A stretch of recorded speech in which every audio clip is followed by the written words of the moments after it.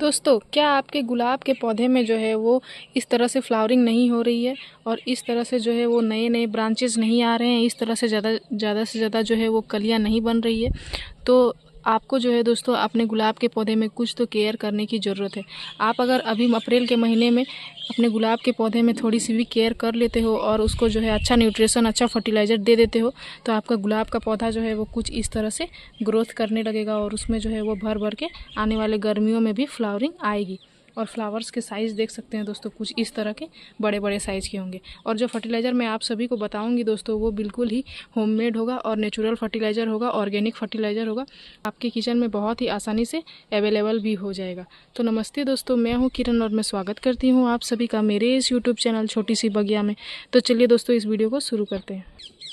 तो सबसे पहली बात जो है दोस्तों, वो गुलाब का जो पौधा होता है दोस्तों, वो बहुत ही ज़्यादा सेंसिटिव प्लांट होता है। तो हमें जो है गुलाब के पौधे में टाइम टाइम पे केयर करनी पड़ती है, उसकी देखभाल करनी ही पड़ती है, तभी जो है हमारा गुलाब का पौधा जो है अच्छे से ग्रोथ करता है और इस तरह से जो है वो भर भर के फ्लावरिंग करता है। तो सबसे पहले मैं आप सभी को जो पॉइंट बताती हूँ दोस्तों, वो सबसे पहले आपको किस चीज़ का ध्यान देना है, ये ध्यान देना है कि उसमें जितनी भी सारी जो है वो गमले में खरपतवार निकली हुई हो और जितनी भी सारी जो है वो सूखी हुई पत्तियां या कुछ भी झड़ी हुई हो इस तरह की, उनको उन सारी चीज़ों को जो है आपको हटा देना है। क्योंकि ये जो है दोस्तों अभी जो है वो गर्मी का सीज़न आने वाला है और ये जो जितनी भी सारी खरपतवार हैं, ये जो है पौधे की न्यूट्रिशन को आधा से ज़्यादा ले लेगी। तो फिर हमारा पौधा को अच्छा से जो है वो न्यूट्रिशन नहीं मिलेगा, तो हमारा पौधा जो है अच्छे से ग्रोथ नहीं करेगा। तो हमें इस चीज़ का ध्यान रखना है कि उसमें जितनी भी सारी खरपतवार निकली हुई है उनको हमें हटाते रहना है और ये पत्ती वगैरह जो भी हो उन सारी चीज़ों को हमें हटाते रहना है। अभी जो है ज़्यादा से ज़्यादा हमें कोशिश करना है कि हमारे जो पौधे को अच्छा न्यूट्रिशन मिले।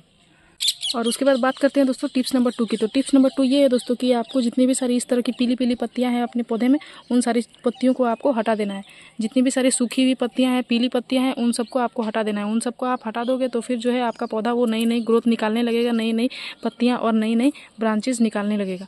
देख सकते हैं दोस्तों आप मेरे इस पौधे को, इसकी मैं कितनी अच्छे से कटाई की हूँ, तो देख सकते हैं इसमें कितनी ही सुंदर से नई नई ब्रांचेस आ रही है, देख सकते हैं।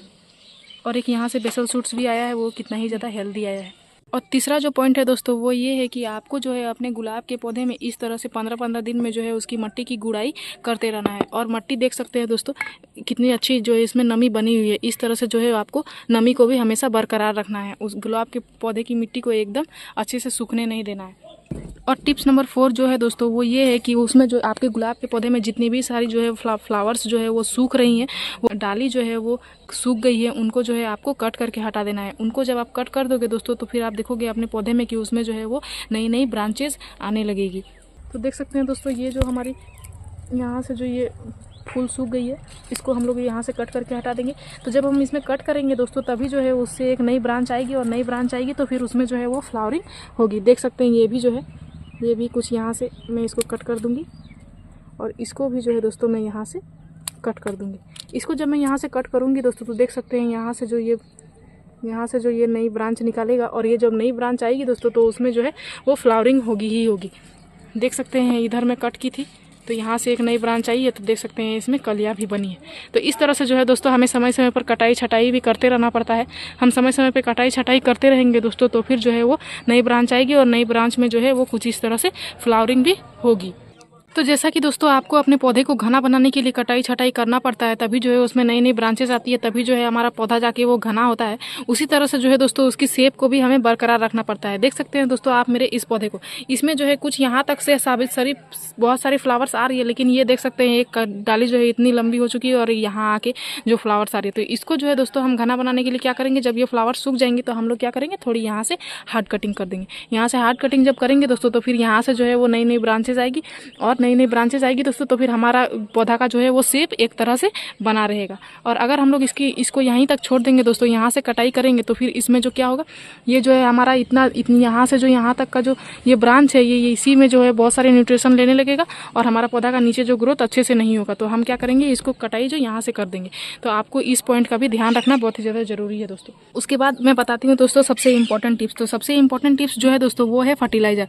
तो फर्टिलाइजर हमें क्या देना है दोस्तों, आज मैं आप सभी को बताऊँगी और जो फर्टिलाइज़र बताऊँगी वो बिल्कुल ही ऑर्गेनिक होगा और आपके घर में जो है वो बहुत ही आसानी से उपलब्ध हो जाएगा। हम लोग अपने किचन से बहुत ही सारे ऐसे फर्टिलाइज़र इस्तेमाल करते हैं दोस्तों, जो कि हम अक्सर जो है वो फेंक दिया करते हैं या फिर हमारे किचन के वेस्ट के तौर पे निकलता है। लेकिन आज जो मैं फर्टिलाइज़र बताऊंगी दोस्तों, वो आपको अगर आपके घर में अवेलेबल ना हो तो आप जो है मार्केट से भी उसको उपलब्ध करवा सकते हो। आप अपने घर में अगर गार्डनिंग करते हो दोस्तों तो थोड़ी बहुत जो आपको अपने पौधे में भी पैसे की इन्वेस्टमेंट करनी ही पड़ेगी, तभी जो है आपका पौधा अच्छे से ग्रोथ करेगा। तो आज जो मैं फर्टिलाइज़र बताऊंगी दोस्तों, उसमें उतने भी ज़्यादा इन्वेस्टमेंट नहीं होगी, लेकिन आपके पौधे में जो है वो ग्रोथ बहुत ही अच्छे से दिखाई देगी। आपके पौधे में जिस तरह से जो नई नई ग्रोथ आ रही है उसमें जो है वो बहुत ही तेज़ी से ग्रोथ आने लगेगी और आपका पौधा जो है वो बहुत ही तेज़ी से नई नई ब्रांचेज निकालने लगेगा और जो है उसमें फ्लावरिंग भी भर भर के आएगी एक बार अगर आप इस फर्टिलाइज़र का इस्तेमाल कर लोगे इस गर्मी में। तो क्योंकि ये जो गर्मी है दोस्तों, इस गर्मी के लिए हमारा जो गुलाब का पौधा के लिए ये फर्टिलाइज़र होगा वो बिल्कुल ही अमृत समान होगा।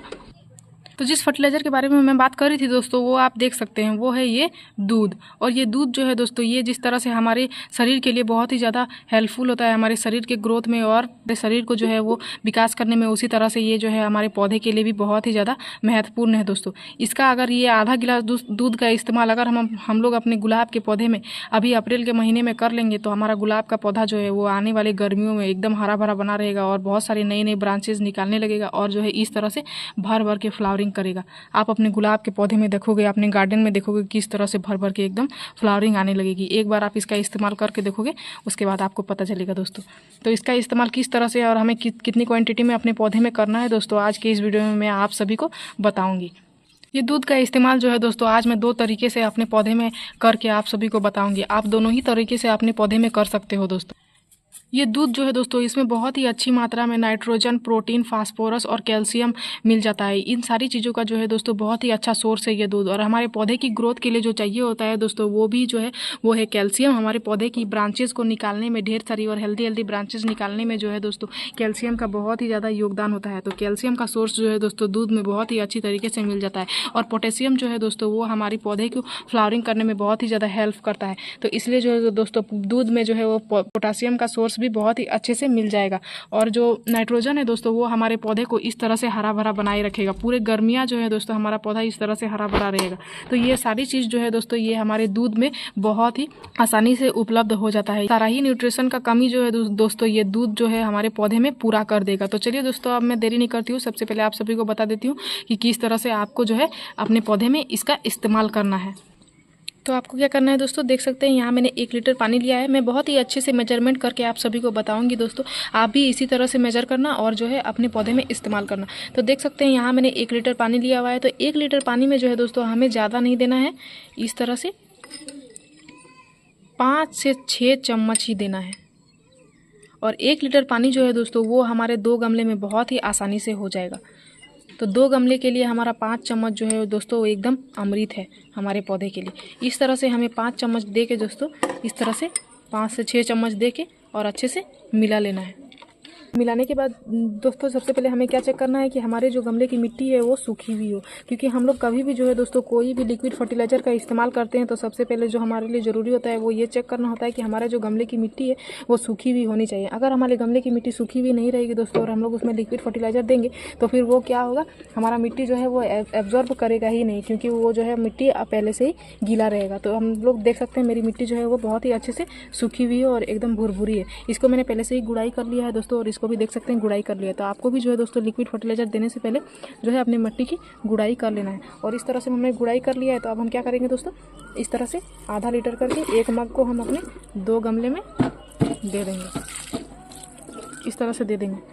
इतना आधा लीटर करके देने से होगा क्या दोस्तों कि ये जो है हमारे सारी मिट्टी को मिल भी जाएगी। और ये जो है हमारा दोस्तों 10 इंच का गमला है, तो आधा लीटर करके देंगे तो दोनों ही गमले में जो है दोस्तों बहुत ही आसानी से हो जाएगा और वो ड्रेनेज से निकलेगा भी नहीं और हमारा मिट्टी जो है अच्छे से भीग भी जाएगा। तो इस तरह से मैंने अपने 2 गमले में दे दिया है। इस तरह से आप मेज़र करके अपने जो है सारे ही पौधे में दे सकते हो। मैं 15 दिन पहले ही इसका इस्तेमाल अपने इस पौधे में की थी दोस्तों। तो देख सकते हैं इसमें कितनी सुंदर और कितनी सारी नई नई ब्रांचेज आ रही है यहाँ से देख सकते हैं। और ये जो बेसल सूट्स आई है दोस्तों, वो देख सकते हैं कितनी ही हेल्दी आई है। तो कैल्शियम का सोर्स जब अच्छे से मिलता है दोस्तों, तभी जो है हमारे जो है वो पौधे में बेसल सूट्स बहुत ही हेल्दी आती है। और देख सकते हैं यहाँ जाके कितनी बड़ी साइज़ का फ्लावर्स आया है और यहाँ से देख सकते हैं और एक कलियाँ बन रही है। तो ये सारा ही चीज़ जो होता है दोस्तों, ये सिर्फ और सिर्फ खाद पानी का ही कमाल होता है। आप अगर खाद पानी अच्छा दोगे, अपने पौधे में समय समय पर अच्छा न्यूट्रिशन दोगे, तो आपका पौधा का ग्रोथ जो है वो अच्छे से होगा और इस तरह से बड़े बड़े साइज़ का जो है वो फ्लावरिंग भी करेगा। तो अब मैं दूसरा तरीका बताऊँगी दोस्तों कि दूसरा किस तरीके से जो है दोस्तों आप अपने पौधे में इसका इस्तेमाल कर सकते हो। दूसरा जो है दोस्तों, इस तरह से फिर आपको 1 लीटर पानी लेना है और 1 लीटर पानी में फिर से जो है दोस्तों आपको 5 से 7 चम्मच इस तरह से डाइल्यूट कर लेना है।